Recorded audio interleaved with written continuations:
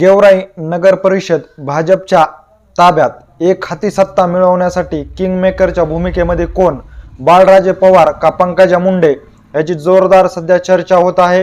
ह्या विषयाची सविस्तर माहिती जी आहे ती आता पुढील व्हिडिओच्या माध्यमातून घेऊया। तर नमस्कार मंडळी, बीड जिल्ह्यातील एकूण 6 नगर परिषदेच्या निवडणुकी ज्या आहेत ती पार पडलेल्या आहे।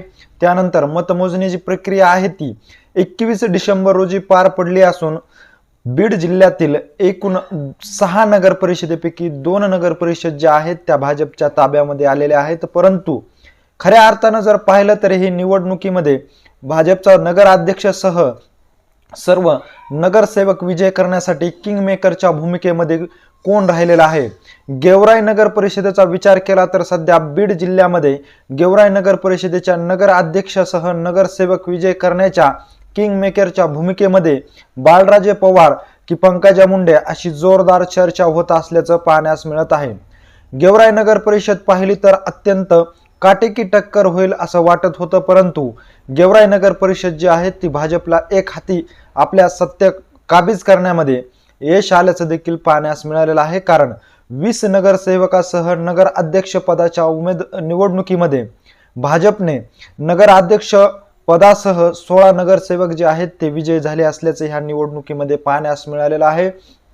अजित पवार गटाचे नेते तसेच आमदार असलेले विजयसिंह पंडित यांचा गेवराई नगर परिषदेमध्ये दारुण पराभव झाल्याचं देखील आपल्याला पाहण्यास मिळालेलं आहे। कारण त्यांनी उभा केलेला जो उमेदवार आहे त्या उमेदवारासह तब्बल 16 नगरसेवक जे आहेत ते ह्या निवडणुकीमध्ये पराभव झाल्याचं देखील आपल्याला पाहण्यास मिळालेलं आहे। त्यामुळे गेवराई नगर परिषद जी आहे ती भाजपच्या ताब्यामध्ये बाळराजे पवार यांच्यामुळे आली का पंकजा मुंडे यांच्यामुळे आलेली आहे, या विषयाची चर्चा जी आहे ती सध्या जोर धरीत आहे। परंतु खऱ्या अर्थाने जर पाहिलं तर गेवराई नगर परिषदेमध्ये बाळराजे पवार यांना मानणारा जो मतदार आहे तो गेल्या कित्येक वर्षापासून आजही कायम असल्याचं या मतमोजणी प्रक्रियेमध्ये झालेल्या आपल्याला पाहण्यास मिळालेलं आहे। कारण बाळराजे पवार यांनी उभा केलेले सर्व जे 20 नगरसेवक आहेत त्यापैकी 16 नगरसेवक जे आहेत ते भरघोस मताने विजय झाल्याचं देखील आपल्याला पाहण्यास मिळालेलं आहे।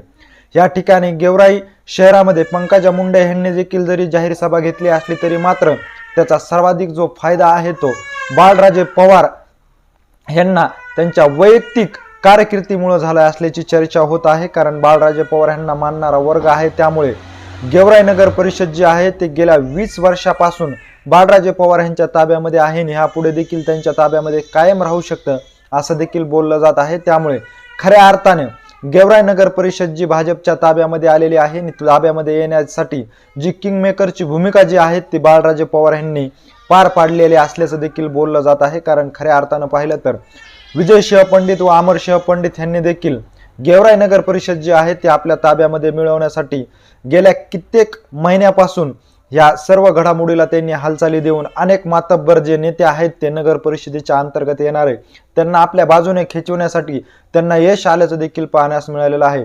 गेल्या 3 टर्मपासून महेश दाभाडे जे आहेत ते बाळराजे पवार यांच्या बाजूने उभे असलेले ह्या वेळेस विजयसिंह पंडित व अमरसिंह पंडित यांच्यावर विश्वास ठेवून ते अजित पवार गटामध्ये आले होते आणि त्यांच्या विश्वासाला तडा न जाऊन देता अमरसिंह पंडित व विजयसिंह पंडित यांनी गेवराई नगर परिषदेच्या नगर अध्यक्ष पदाचा उमेदवार म्हणून शीतलताई महेश दाभाडे यांना उमेदवारी दिलेली होती।